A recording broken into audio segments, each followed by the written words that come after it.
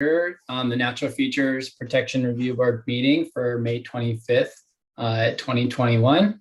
Do you need to make any announcements in terms of kind of protocol for people speaking and identifying themselves or live streaming, Jamie? Yes, this is Jamie. And if we could, when you're making a motion or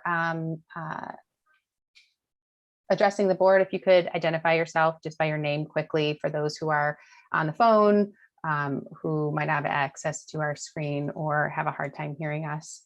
I will also mention that when we do roll call, if you'll state what city and state you're currently located in when you're participating. And then also I wanted to just point out for those watching today, watching on our live stream, we are going to, at 5:30, if this meeting isn't finished, we're going to have to split our live stream. The city has another event that they're going to be streaming live starting after 5:30. And so this meeting will stay on our YouTube channel. And if you're participating by Facebook, that link to YouTube has been included in the Facebook stream. So you should be able to click over if this meeting goes past 5:30. So I wanted everyone to be aware of that. We do want to make sure that we can listen to all of our public comments and have discussions. So we're prepared to be able to stay past 5:30. And that's all I have, Chair Leto. All right. And we can be mindful of that for our kind of old business action items or old business items that don't require actions. We could potentially table some of those if we're running really late. Great. Can we do a roll call then, Jamie? Yes. Director Colwick has mentioned that she had a work conflict, so she has an excused absence. Mm. Director Fuller. Here in Kalamazoo, Michigan. Dr. Glasser. Hello, I am speaking to you from Kalamazoo, Michigan. Chair Leto. Here, Kalamazoo, Michigan. Director McNellis also let us know that he's unavailable to participate this evening. We'll go on to Director Martin. Here in Kalamazoo, Michigan. And Director Sylvester. Here in Kalamazoo, Michigan. Thank you. All right. Can I entertain a motion to excuse absent members McNellis and Colwick? This is Erin Fuller. I so move. And support? Sylvester supporting that. Okay. All in favor, say aye. Aye. Aye. Any opposed? Okay, motion carries to excuse absent members. This is Mitch Leto again. So item C, adoption of the agenda as presented here. Are there any additions, deletions, or otherwise comments on the agenda? There's none from staff. Okay, and if not, can I entertain a motion to accept the agenda for tonight? You may. Sylvester moving to accept the agenda. Okay, support? Martin. Erin Fuller will support. Okay, all in favor, say aye. Aye. Aye. Any opposed? Okay, motion to accept the agenda passes. Item D on our approved agenda is approval of the meeting minutes from our last meeting from April 27th, 2021. Are there any comments, additions, deletions for the minutes from last meeting from anybody? Okay, if there are none, can I entertain a motion to approve the meeting minutes from April 27th, 2021? So moved. Support? This is Erin. I'll support. Okay, all in favor, say aye. Aye. Aye. Aye. Any opposed? Okay, motion to approve the meeting minutes from April 27th passes. And then this is Mitch, Director Leto again. Item E on our agenda tonight is citizen comments for NFP Phase 2. Yeah, we're actually going to take any general comments now, and then we will play the phase 2 public comments after staff presentation on new business, F1. So Tawan, do we have any general citizen comments? Yes, we have one citizen comment.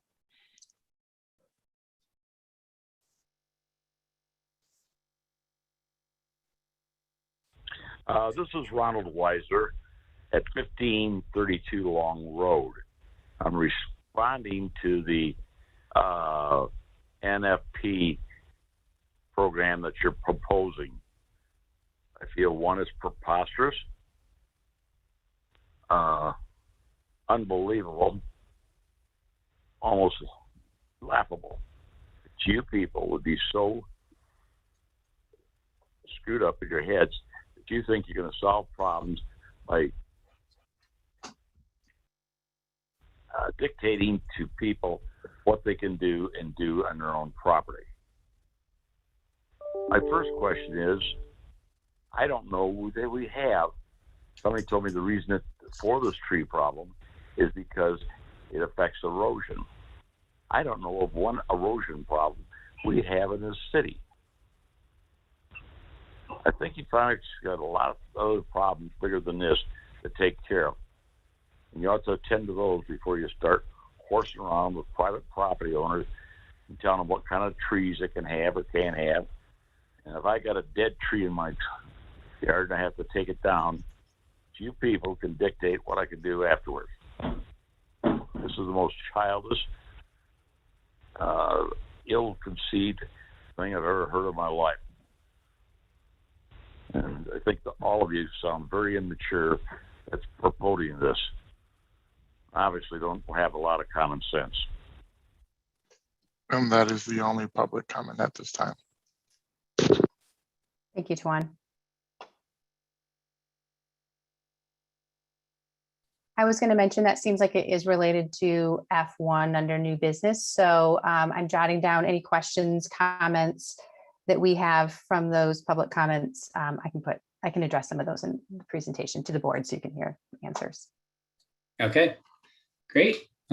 This is Mitch Leto again. So if that's our only citizen comment, then we'll move down to item F, which is new business, consideration of a recommendation to the Planning Commission to hold a public hearing on a map and text amendments to Chapter 50, Article 6.2, Natural Feature Protection Overlay District, and recommend approval to City Commission.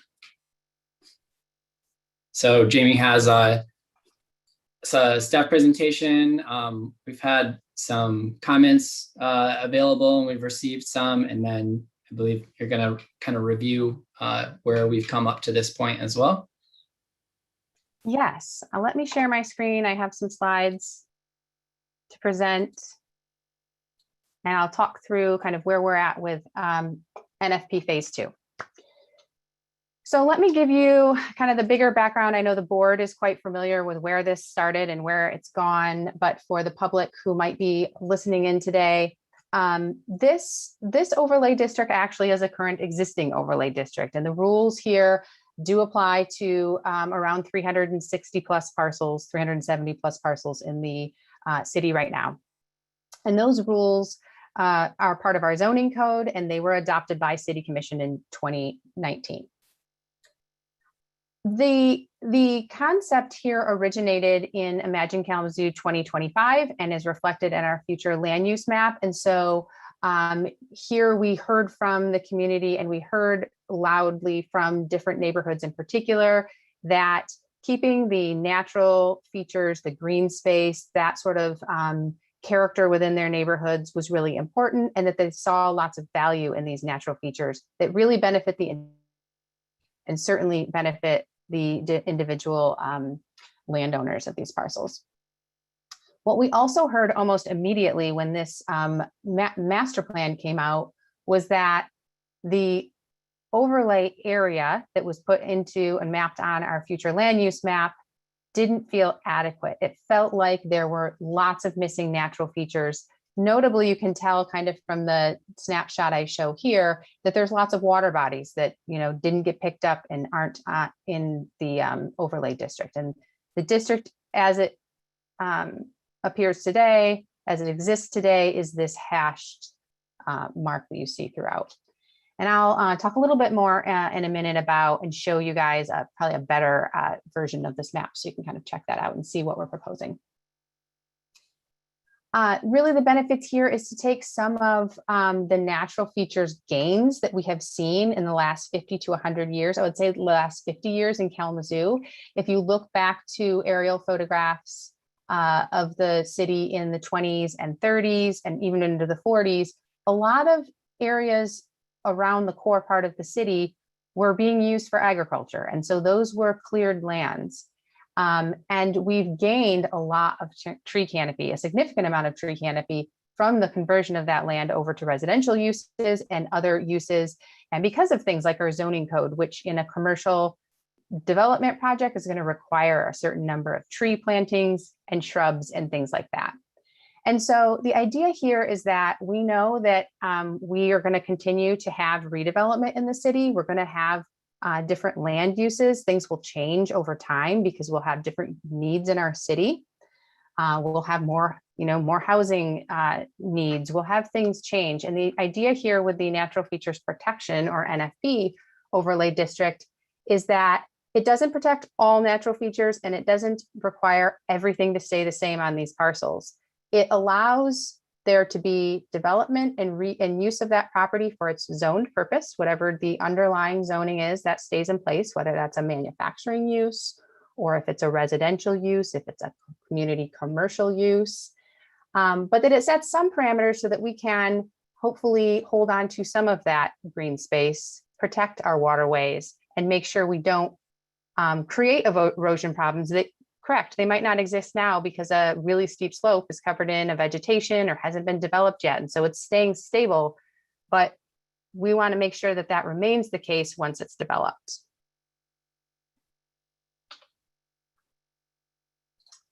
So,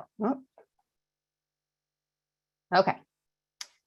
So to talk a little bit about what's being proposed here in the NFP2 map, I want to talk a little bit about that current map that I just gave you a snapshot of.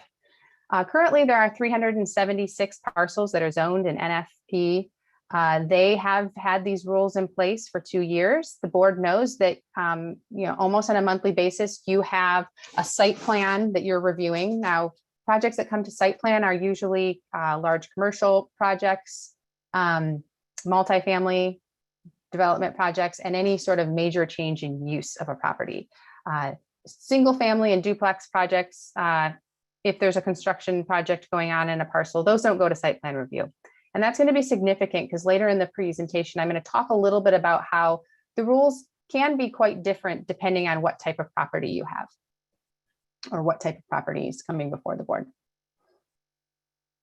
In the case of something that isn't requiring site plan review, so those single family duplex type projects, they just go to the city and obtain their permits. And so that's when some of these rules would be looked at. And that's another thing to remember is that while some of these rules still are in place, when a property owner is probably really going to notice them or ever have to deal with them is going to be when they go to perhaps pull a permit to do some construction project on their parcel. With NFP2, I'm going to talk about the criteria and why we have an increasing number of parcels that are being proposed here. But the number of actual PIN numbers, so parcel ID numbers, is 1,865.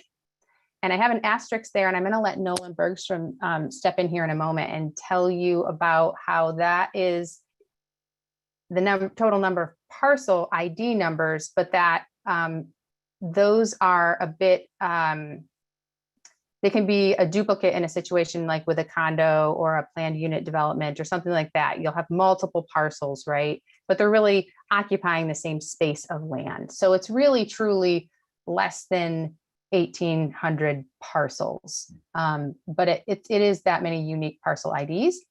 And I can talk a little bit about, I'd like to cover the different parcel or the different data that was used. One thing I wanted to mention too about the parcels. It's important to remember that, or to kind of put this into context, is that the total number of parcel ID numbers in the city is about 25,000. So we're talking about, less than 10% of the actual parcels in the city have NFP on them. When you look at the map, you're going to see that it looks like it covers a lot more than 10% of the city. And that's because there are some rather large parcels in acreage that are included in this overlay district. So how were these parcels selected? Because we knew that the original phase 1 is really missing some of our key natural features, we went there and we used data, as you know, to select for those areas that seem like they're going to have the most natural features, and those natural features are going to be, sensitive to things like development. I will point out that the NFP review board made a recommendation last fall to the Planning Commission. They took a look at that map. They looked at some of the zoning code changes, and they wanted to, there definitely community feedback. And so they wanted the NFP review board to take that feedback and really take another look at what was proposed. So the map that we're talking about moving forward with, or at least getting out to the public and getting feedback on now, is close to what was proposed last fall, but there were some key changes, and a couple of those changes were in this selecting criteria. So what we're using now is a very data-based selection. It's it's meant to be very objective in nature, so that there wasn't a lot of subjectivity. There wasn't a lot of kind of decision-making or gray area. We wanted to make it a parcel is in the overlay district because it has these features. There was one thing in particular, a criterion that we used last fall that we got rid of, and that was sort of the potential for development, the potential for future development. We removed some parcels because of that potential. It was very low potential that they would be developed, and so it didn't seem like the natural features would be very threatened. And we set that aside and said, in this round, we're really just going to look at the data. And so the information we used was to map all of our waterways, and then every parcel that either had surface water on it or adjacent to surface water, including wetlands, was recommended to be included in the overlay district. We definitely heard from the public that sort of that first ring of area or properties around a preserve had an impact on that preserve, and so that those should be put into the overlay district. And so we did that. We mapped the parcels within the city that are managed as preserves, and all adjacent parcels were recommended to be added to the overlay district. We also looked at and had a steep slope analysis done, and so we can see, and we've identified where slopes are 20% or greater in grade, and where they have tree cover, that's significant. Those parcels have been included in the overlay district. This helps us with this tree cover requirement. That helps us, exclude or remove parcels or slopes that are, highly engineered, man-made, or being used as something, they're not requiring those trees to keep them stabilized. We also were able to update the steep slope analysis since last fall. Last fall at the meeting, we heard, sometimes are these slopes accurate? We heard a few people saying, we have steep slopes across the street. And so we looked at the analysis we did in the past. We updated some data. It was very close, but we made sure we made adjustments based on best available data. And then we also made one other adjustment when a parcel had just a very small patch of that slope, and we measured that in four 10 by 10 meter pixels or smaller. If it had a very small patch of slope, or the slope was very close to a property line, we felt like that was just too hard of a judgment call to make. And so all of those were excluded from the overlay district. So we were looking for significant slopes that are 20% or greater. I know people are going to see and feel a slope that's 18%, and that wouldn't be included with the cutoff that we used. And it'll feel very similar to a 20% slope, but we picked that cutoff because at a 20% slope, especially if it's sandier soils, if we see some major tree clearing, we're going to see a big erosion problem that would happen from that. And then there's also going to be, I'm going to show you the way the map is set up, and you can kind of click on a parcel and see why it was selected for the overlay district. There is one category called community feedback.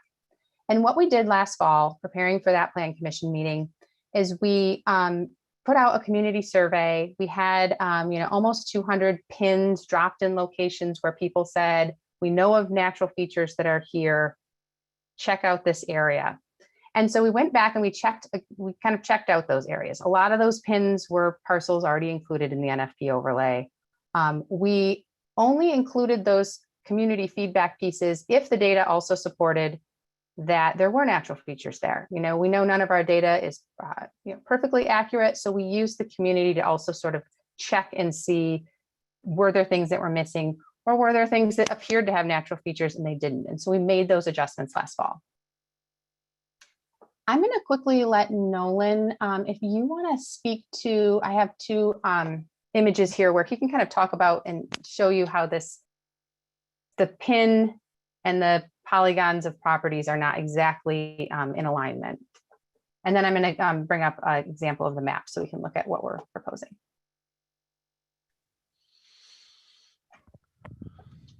Okay.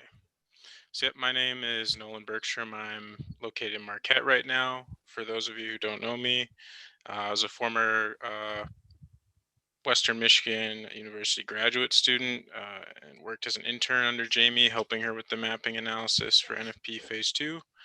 Now I'm an AmeriCorps member, helping again with NFP Phase 2.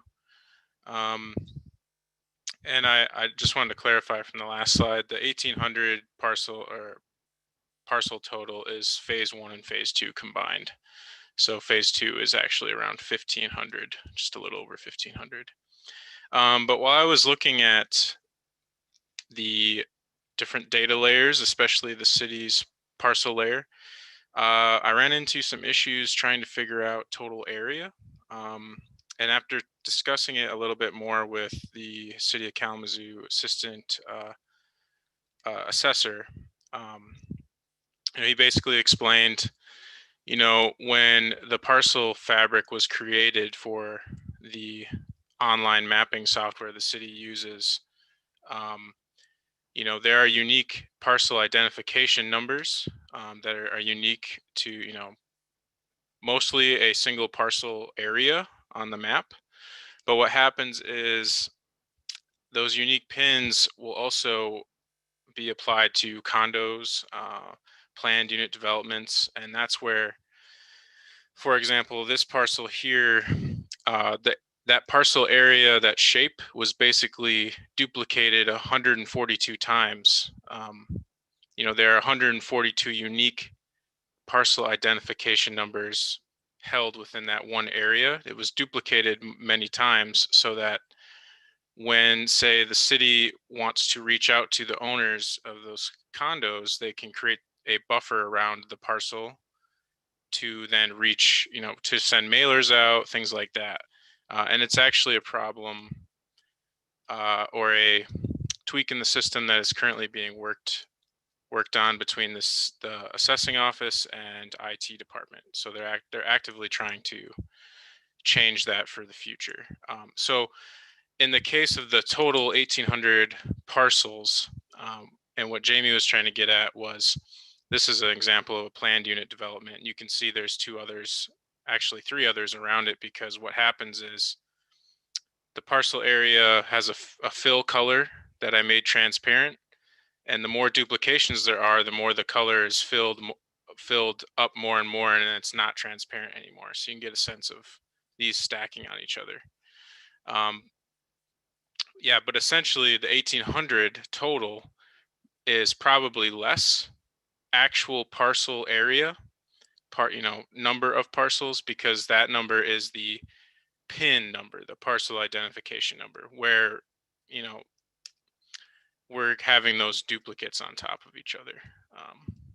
So that's, essentially what's going on there. And we've been working hand in hand with assessing and plan on meeting with assessing to discuss it further. So.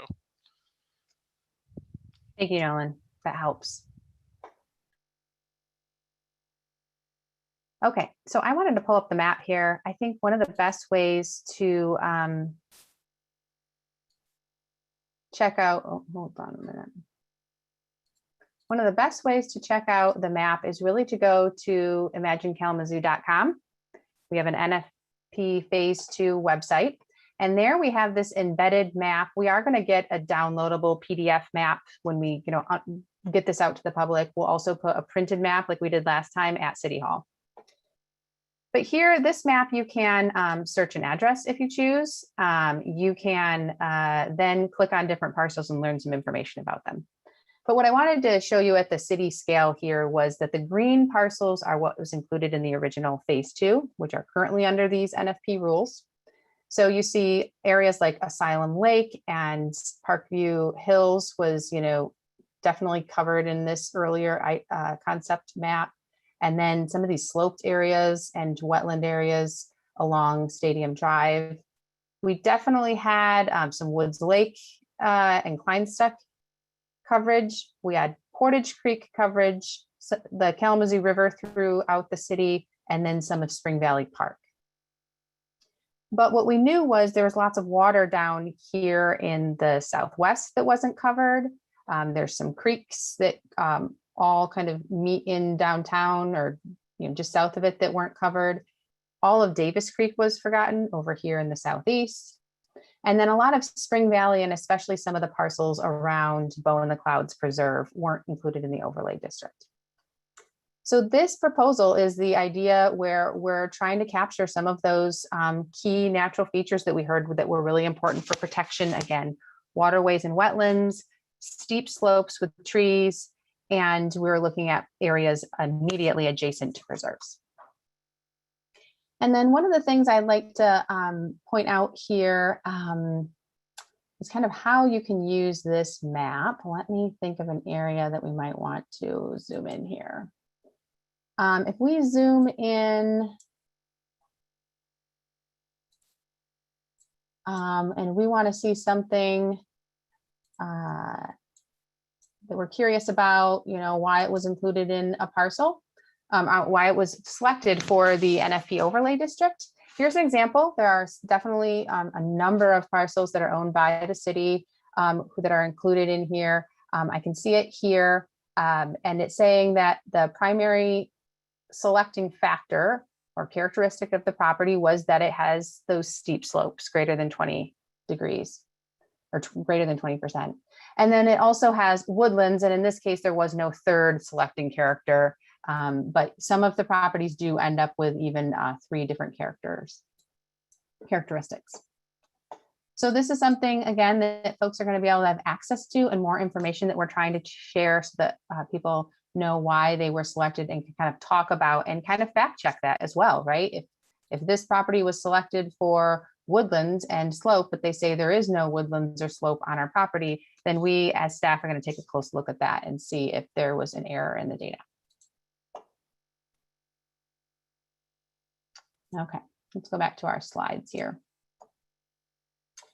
So from there, I want to talk about the proposed code amendments. Again, these were committees that came together and helped really think about and listen to what community members last fall had to say about the amendments. And there were definitely some revisions that were made and are being proposed because of those comments. In particular, I think the tree standard has gotten the most comments and concern. And so to be able to address some of that, there were some changes that were made. There's some language that is requiring a certified arborist come to someone's property and document that a tree is dead or diseased or needs to be taken down. And that's been removed so that that's not a cost on to that private landowner that they have to pay an arborist to come out. There's also the replacement requirement has been is in place only for projects that have to go to site plan review. So I talked about those, right? More of the commercial multifamily type projects, and that single family or duplex type zoning wouldn't be required to do site plan. And so they're not required to do that tree replacement. And I think that's a really important point. And what we heard from the community last fall was that, especially on some of these smaller parcels, if you take one larger tree down, if it's protected, if it's on that list, it would have to be replaced. And that replacing that tree can sometimes be really difficult. There's not really a proper place to put it on that site. And we know that it's probably not going to survive long term. And so that replacement seemed like it wasn't needed and wasn't going to be very feasible on some of these parcels. We also, if you look at the tables, you're going to see there were some species removed. The committee had decided that some of these were more weedy species, less desirable, and so they shouldn't be put on a special protection list.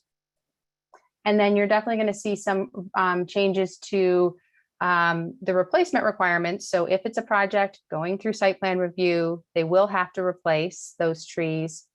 And they're changing that so that they've added a few more species to the list. We removed some of these incentive ratios and just made it a 1 tree for 1 tree. It used to be inches, and there was sort of the sophisticated way where if you picked certain species, you could replace less inches. And I think that was a good incentive, but it just made for a very complicated code to interpret and apply. So I think that's what the board has found out in the last 2 years. And so that's been really simplified to say, if you remove a tree on one of these projects where you're going through site plan review, if you're proposing to remove it, then you have to replace it, but it's just 1 tree for 1 tree.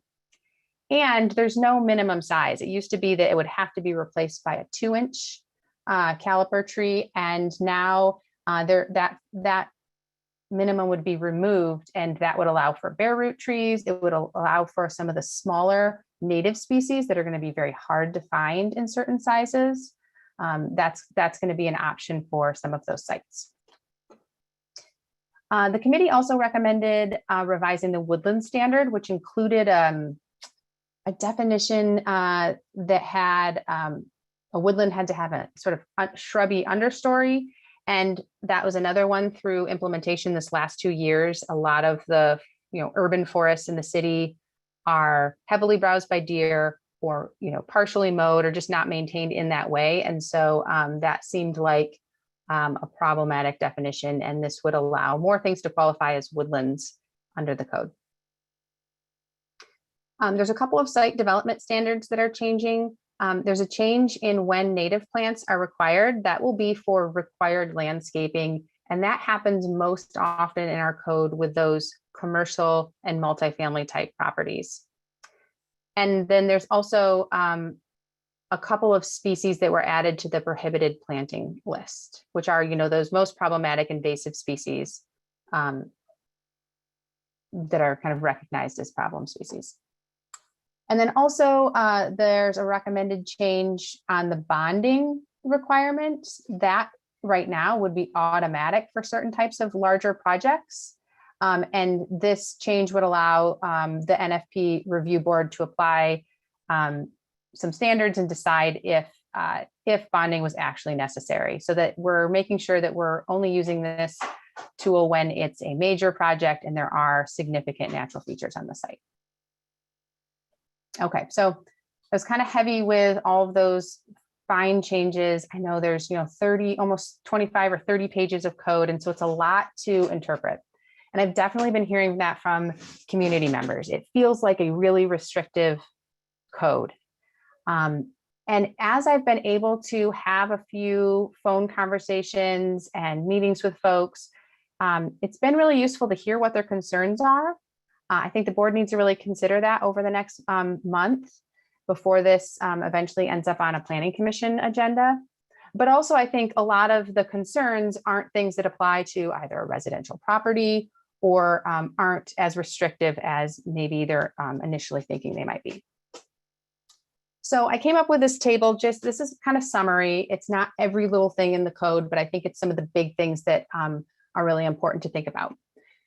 And so the question is kind of, when do the rules kick in?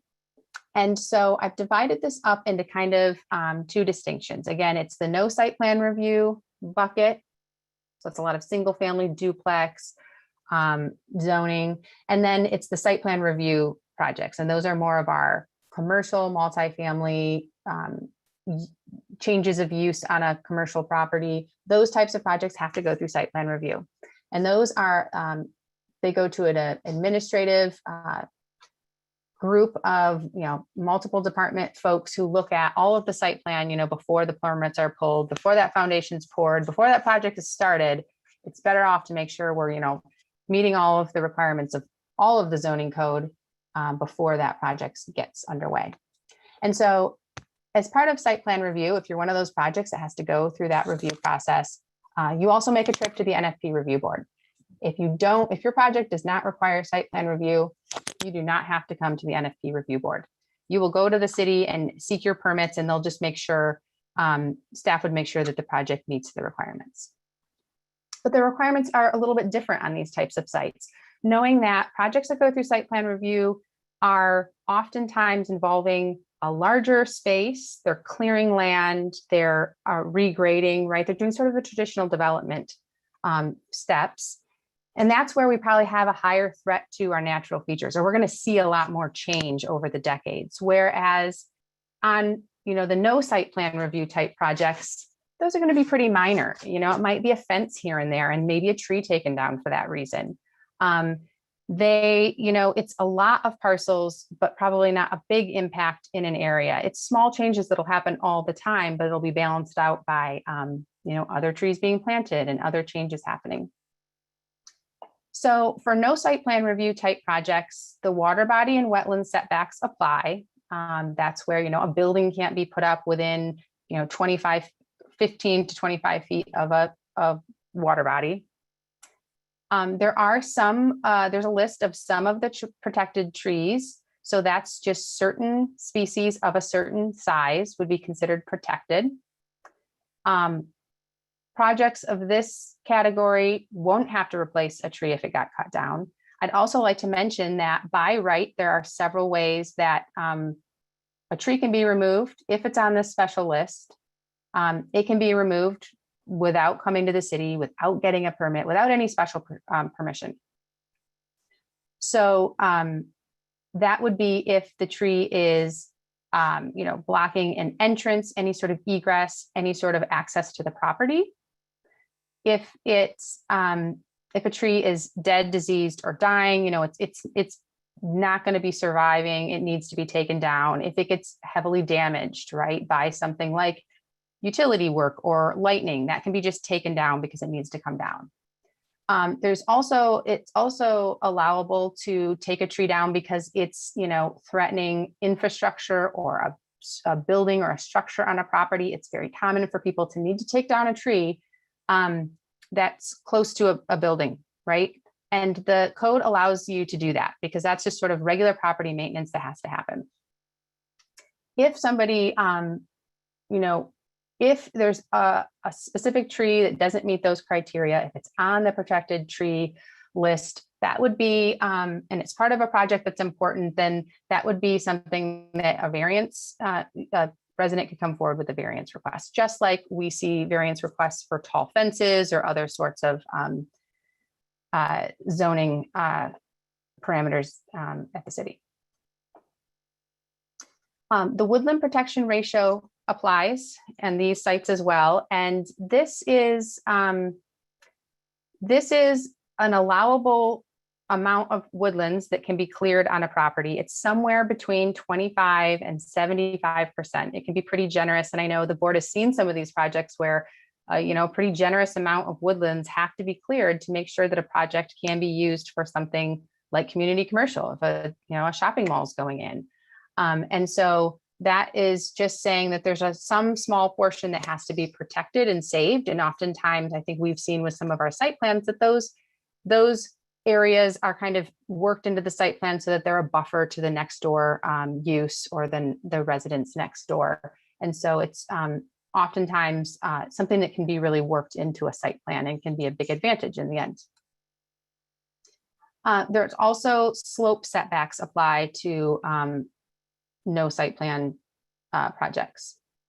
And then for plantings, the prohibited planting lists that I mentioned at the end of the code, there's probably around 25 to 30 known invasive plants. Those are prohibited to be planted on these more residential properties.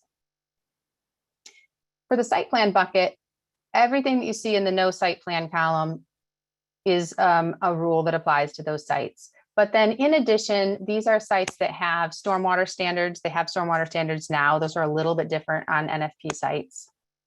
They have a native landscape requirement for all of the minimum landscaping that's required as part of our regular zoning code. There are some limits. We have this for our wellhead protection currently, but we also used it for NFP so that if there's a certain use that's going to have hazardous materials, that can't be near water. And so we had an example of a cell tower that was going in. They need to use a generator as backup alternative power for that, emergency power for that cell tower. And they had planned to use diesel for that. It was right near the Kalamazoo River. And through this process, because that's not allowable near the water, they switched to a propane generator instead. So they were able to, it didn't impact their project. It didn't really change the cost of their project, but they were able to make that switch because of the standards and then be more protective of the river.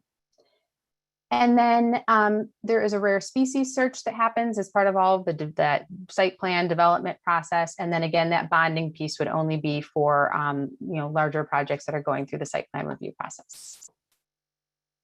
Okay, so that's all a lot, but I wanted to kind of put that out there to say that those are kind of the initial recommendations that came out of the different committees of the NFP board. And this is our kickoff. And what staff really needs to get us started is to make sure that we have a solid list of properties that we're going to send notice letters to, right? We have done some early emails. We reached out to folks that we've been talking to over the last really 2 years, but especially folks last fall, folks who reached out who are concerned about their property being mapped. We let them know this is coming. And they will be getting, that notice letter once we kind of know what group we need to mail that to. And we're expecting that those letters would be mailed as soon as we can after this meeting. So probably first part of June.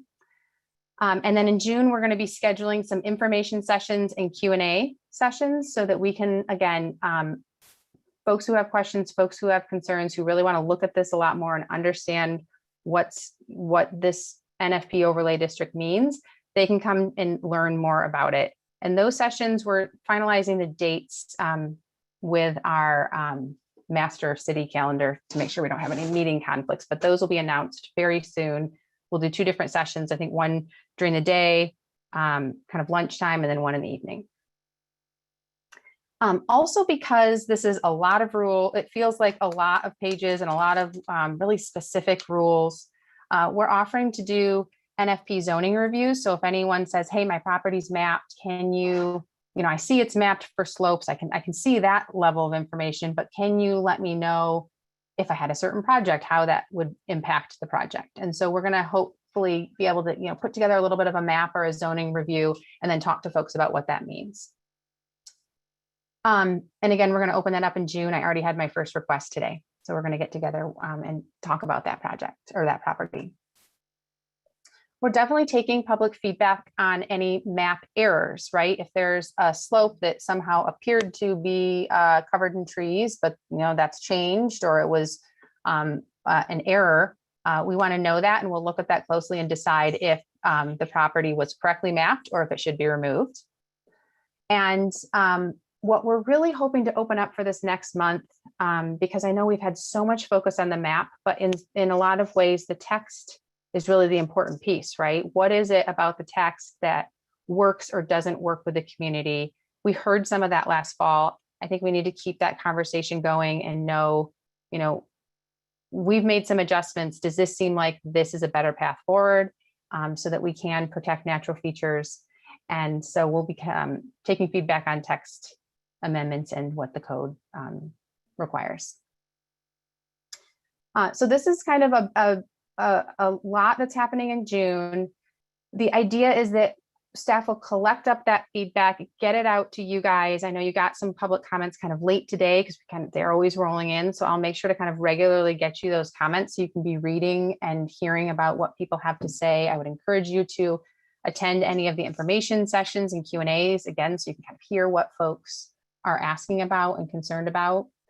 And then the idea is at the June 22nd meeting, this board can make that recommendation to get on a planning commission meeting. And that could be, we'd like to target the July planning commission meeting, which is going to be July 1st this year.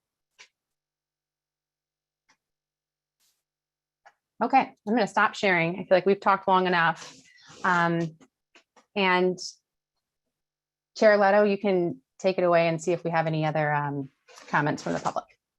Yeah, that's great, Jamie. This is Mitch Leto. Thanks for that super thorough review and kind of going through some of those hypotheticals that people might be thinking about if their parcels are in the NFP zoning area.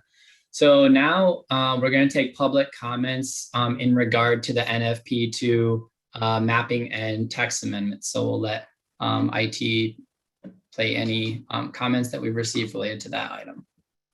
Yes, we have 3 public comments.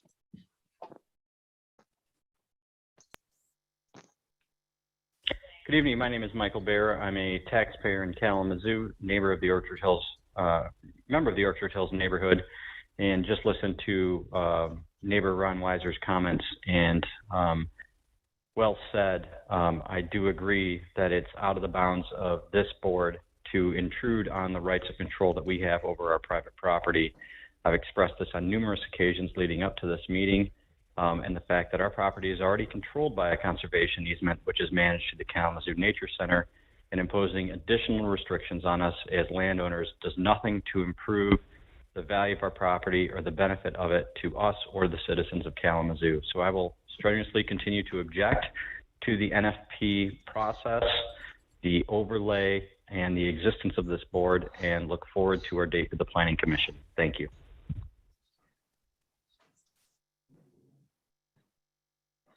Hi, my name is Tina McClinton. I live at 310 Lake Street. I'm the one that always calls about the flooding issues we have all the time, and I've been trying to save our little green space next to my home. It's 5 acres. It has 60% wetlands. It is 40% is on a floodplain, and it's like a little sponge. It has lots of old trees, big, huge trees that help. You know, they help with flooding. We have lots of animals that live there. That's their last home in Southtown neighborhood. There is no more homes left for them. And I want to thank you for saving all these green spaces because we need them to survive. And so do the animals need them to survive. I mean, my land I'm talking about is on Lake Street. And all around me, I was trying to look at the map, but I'm not sure what the parcels are behind my home. The ECC came out. 2 people did. Very nice ladies. They actually walked through the woods, the green space with me. They watched it, seen all the animals, a lot of the animals. They seen how big and deep the natural watershed is that's back there. Matter of fact, I didn't know it was as deep as it was because I've never seen it dry.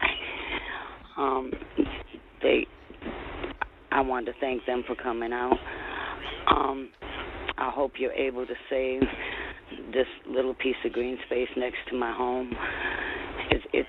There is no more. I mean, the deer have no more homes. If this is gone, my home will be underwater. We already be trapped in with the flooding and stuff. And this little green space is a little quiet piece of country in the city. And the neighbors love it. The neighborhood loves it because it helps us.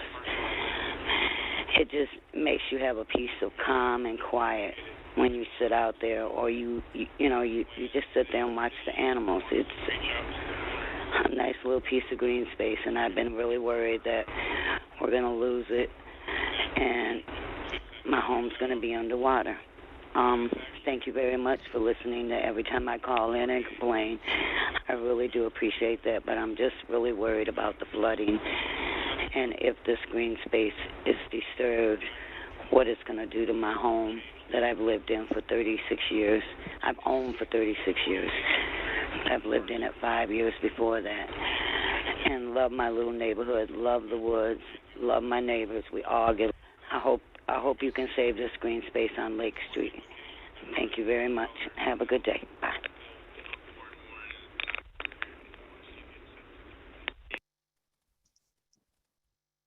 Hi, my name is Tina McClinton. I live at 310 Lake, Kalamazoo, Michigan. I was calling because I wasn't for sure which number to call. So I hope this is the right one for the meeting that's going on now for the NFP. I was calling because I was worried about the green space next to my house. It runs from Lake to Stockbridge. We flood. So this little green space has 60% wetlands, has its own natural watershed, has lots of wildlife in there. Lots of wildlife. We have beautiful pictures. We love to watch it. It's like a piece of country in the city. City's crazy. And it's, a little piece of country is so peaceful. I was wondering where you're saving the green space around my home. It's Lake to Stockbridge to John. It's like a big sponge. It helps us with flooding. It's our last little natural green space. And I hope you added in your preserve to help protect it, because it's what saves our lives from the flooding being worse than what it already is. I'm trying to understand your map. I have to go to work, so I can't watch your whole meeting. I'll have to watch it later on when I get home from my second job. And thank you for saving green spaces. I really do, because we really do need some green spaces in Kalamazoo. It's just a little piece of quiet. It's calming, it's relaxing. The animals have nowhere else to live. All their little spaces are being taken away.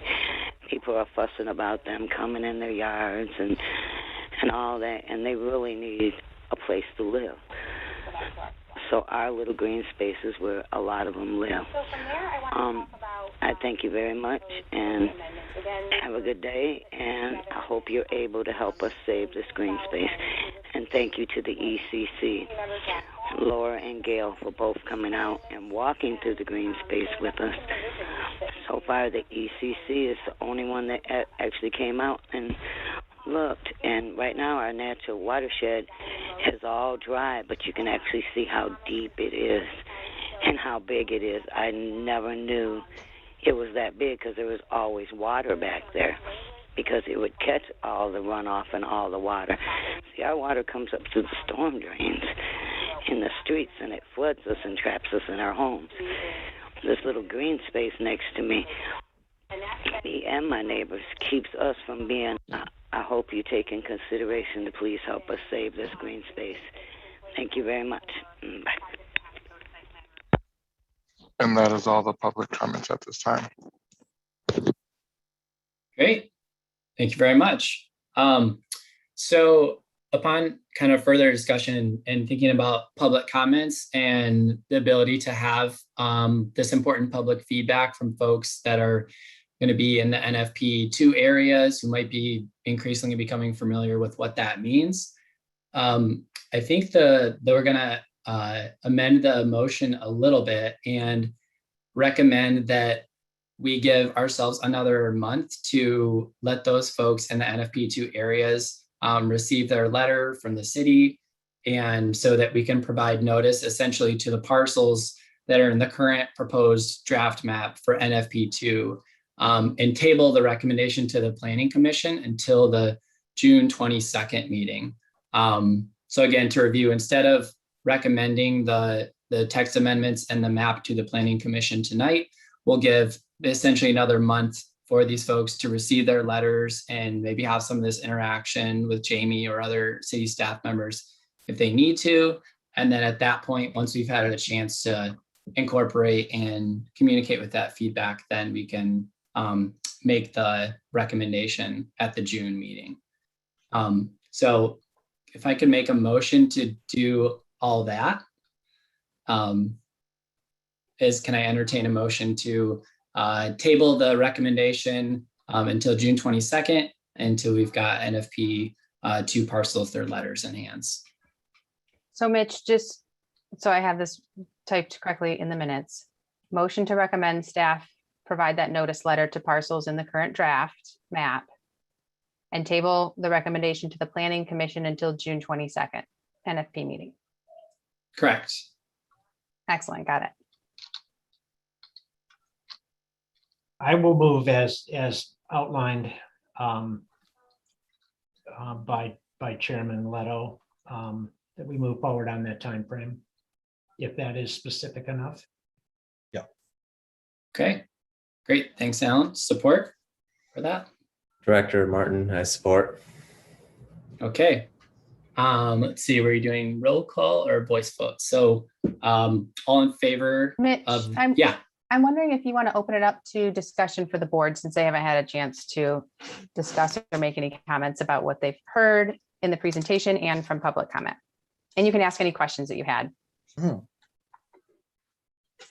Sure. Any comments on our received public comments or NFP2 kind of developments up to this point, process going forward? Well, I think it seems wise to be deliberative about this and to follow a very careful due process. And in this case, that includes distributing letters to affected property owners. I think that seems quite prudent. I'm very supportive of that. Yeah, this is Mitch Leto. I agree too, and I really appreciate all the work Jamie and Nolan you're putting into this to make sure we're getting all the details right and being as objective and fair as possible, and kind of, you know, taking the spirit of the Imagine Kalamazoo and balanced development with sustainability of natural areas, and especially allowing people to kind of talk through what the proposed changes would actually mean for them. If they could talk through a hypothetical project with you, Jamie, after reviewing a lot of the comments, I can see that there's, you know, a decent percentage of them where there's concerns about certain things happening that that wouldn't actually come to fruition based on how the text is written. For example, dead or diseased trees or something like that, or not changing the existing footprint of a property, you know, things like that that wouldn't actually impact the landowner. I think that's just going to allow more time for folks to kind of feel out what the requirements would be like. So yeah, I concur with what Director Sylvester said there. Chair Leto, if I can make a comment regarding the comments that you've been seeing and receiving. You definitely heard a couple of comments this afternoon, and then earlier today, we collected up the comments that we've gotten over the last few days. We have a comment box on imaginekalamazoo.com/projects/NFP2. You can navigate there if you look under projects, but there's a comment box that people can leave comments. We've also gotten a lot of questions. We gave you guys all the more comment related ones, but some folks just said, hey, I got a question, can we talk sometime? And so that's a good way for people to connect with us. My staff comment or staff contact information, emails, phone numbers are also on that website. So that's a way people can provide comments. And then again, at that June 22nd meeting, we'll be taking, recording voicemails and taking letters and written comments. And so today you got, let's see here, maybe 8 written comments. And we're also, like we did last time, staff will try to get those, maybe every week or 2 weeks, we'll collate all of those comments and post them on the website and get them to you guys so people can see what these comments look like. So just so you know, that's in your inbox if you haven't had a chance to read it, and you can kind of see what the different comments have been so far. All but 2 were submitted on that comment box on the website, and then 2 were letters that were emailed to staff. And so we included those.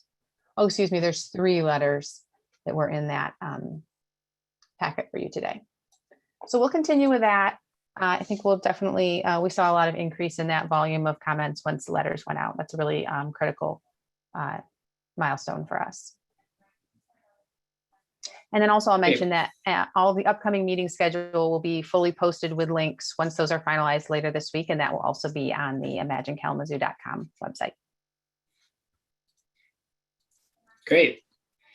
Yeah, I'd also encourage people to look at the NFP2 Imagine Kalamazoo website that's laid out. It kind of cuts to the core of what the changes will be. It's organized in a nice table, and look at the mapping that Nolan has put together, where you can click on any parcel and see exactly why it was selected, what data was used to select that, kind of really utilize that information. Okay, any other comments from the board or Jamie? Okay, so I had a motion from Alan and support from Kyle. So all in favor to table the recommendation to the Planning Commission until the June 22nd meeting, and give another month for folks in NFP 2 areas to receive their letters and provide feedback. So all in favor, say aye. Aye. Aye. Aye. Any opposed? Okay, motion carries. And then next section of our agenda here at 5 o'clock, our old business. So these are kind of a review of past NFP items that have come to the board and updates from Jamie. Yeah, since you don't have any cases to review this month, I wanted to provide you with some updates on either items that you've already reviewed and kind of where they are in the process, or in some cases, the board has delegated staff with administrative review authority. And so I wanted to give you some updates on one of those projects as well. The first one here under old business is 817 West Kilgore. We've had a couple of, I think 1 or 2 of these come through in the past. They are new cell phone tower antenna co-locations, right? So they're on another tower. The tower already exists. 817 West Kilgore is actually a location of a city water tower. And so there's a new antenna that's going there. That project had to go through site plan review. There will be no ground changes. There's some equipment that'll be updated inside an existing utility cabinet. So there won't be any ground changes. There's no change in impervious surface. And then the antenna goes up on the water tower.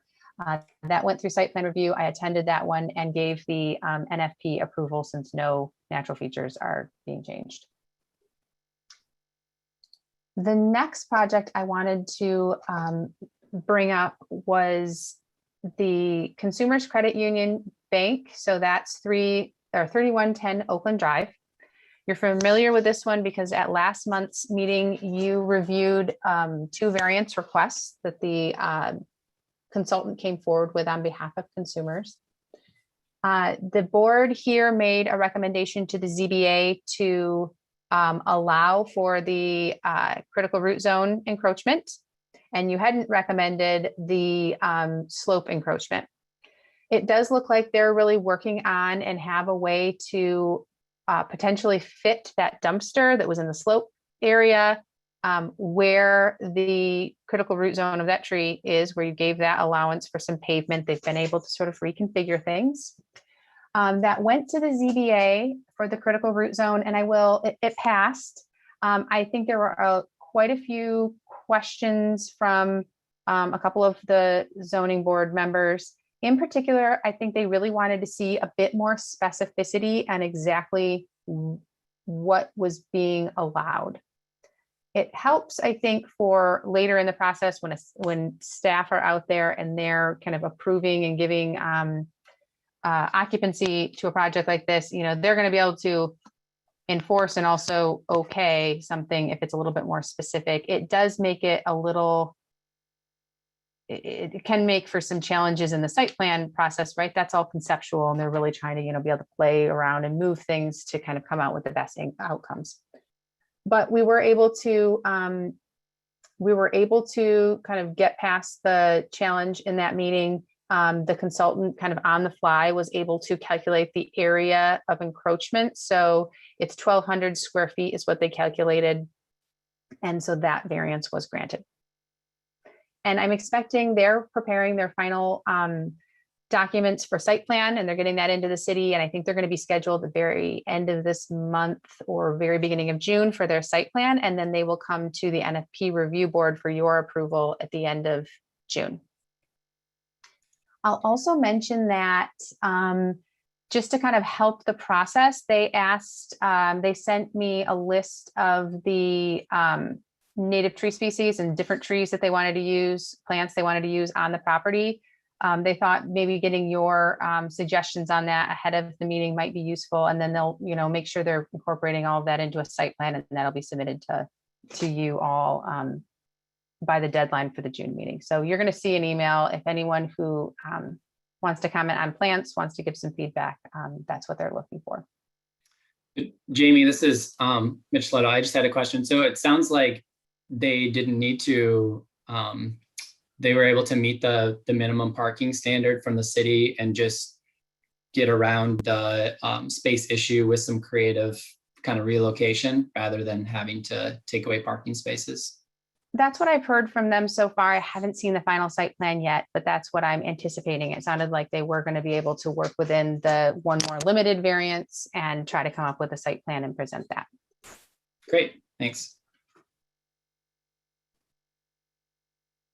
Any other questions on that one? All right. The other one I wanted to mention was a call that I received a couple of weeks ago. This was from Consumers Energy. And this has to do with the site at 500 Golden Drive. So this project has been long approved. The site plan was approved. It went to the NFP review board and got approval. And they're in the middle of construction. And so what happened was Consumers Energy called. If you recall, Consumers Energy is one of several entities that doesn't, it's exempt from our zoning code. And the work that they do is allowable sort of regardless of NFP because they provide public utilities. So what they encountered was that they knew they had to do a power line relocation. So that resulted in a new pole having to be placed and sort of a new alignment of the power line. Under that power line were two silver maples that were in pretty rough shape because they've been trimmed for so long. And they were all fenced off. And the site manager there was very concerned that if consumers took those down, it would look like they weren't abiding by the approved site plan. So I was able to I asked consumers to send me an email with all of the information that they were taking it down for utility maintenance within their easement. And so I, put that in the file so that they're, still abiding by their site plan. But I just wanted folks to know if you are by there and you see some silver maples that were taken down, that was because of the utility easement and safety in that easement. Any questions about that one?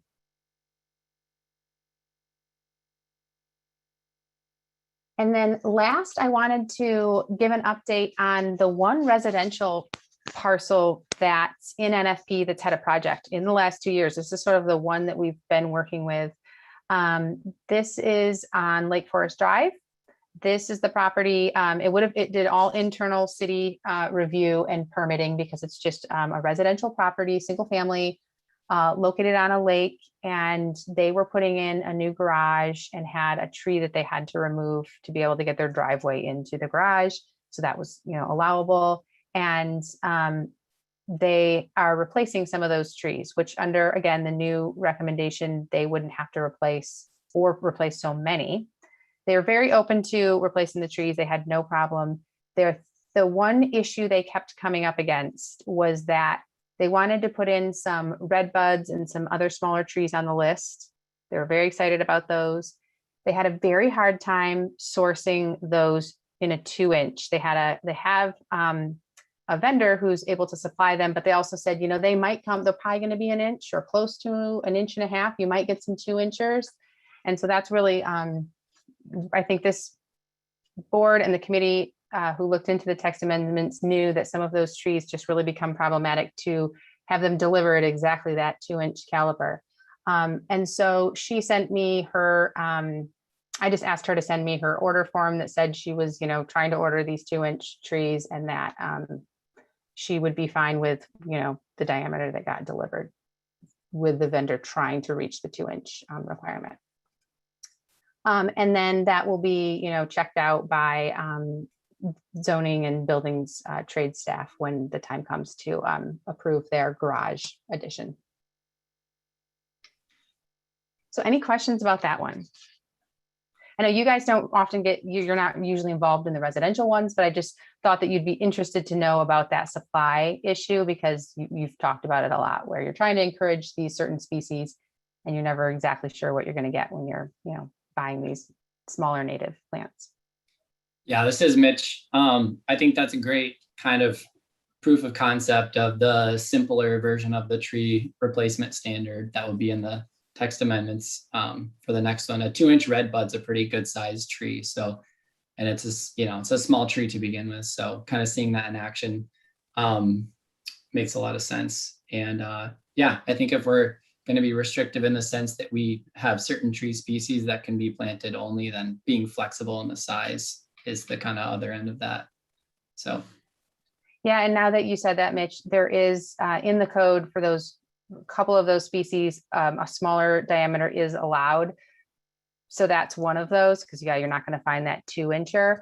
But her concern was that she was going to order a certain size, but her supplier had said, we're going to try our hardest to get you this size, but these are organic living things and they might be a little bit different in size. So.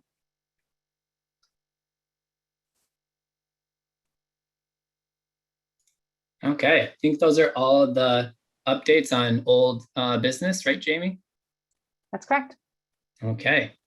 Are there any general board comments tonight? Well, I would just say that those updates on old business and other updates, Jamie, those were very interesting to hear, since oftentimes, at least speaking for myself, these drift off from my span of attention after our hearings are finished. I was not able to attend the last meeting, but I did watch it with great interest on the city's YouTube channel. And again, that update as well was very satisfying to hear. Seems like those were very constructive outcomes which took place. So just that positive comment.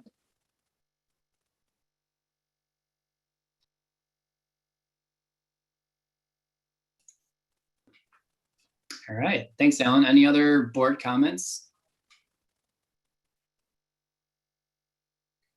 I'll just say, yeah, I agree. I think it's kind of allows us to see the full process of the NFP, so we can see kind of how the project proceeds, after it leaves our hands at the meeting. So I agree. That's really helpful if we have the space in the agenda. Okay, if there. I was going to say, I will, to the board, I will try to squeeze those in, maybe, sort of quarterly or whenever we have less business, since this board is kind of down to 1 meeting a month, try to stick to that and give those updates when we have some space. Great. Okay, there are no other board comments or any announcements anyone would like to share.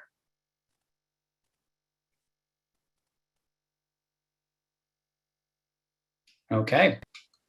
And with that, we can adjourn our meeting with 15 minutes to spare for the next city meeting that's sharing our tech services here. So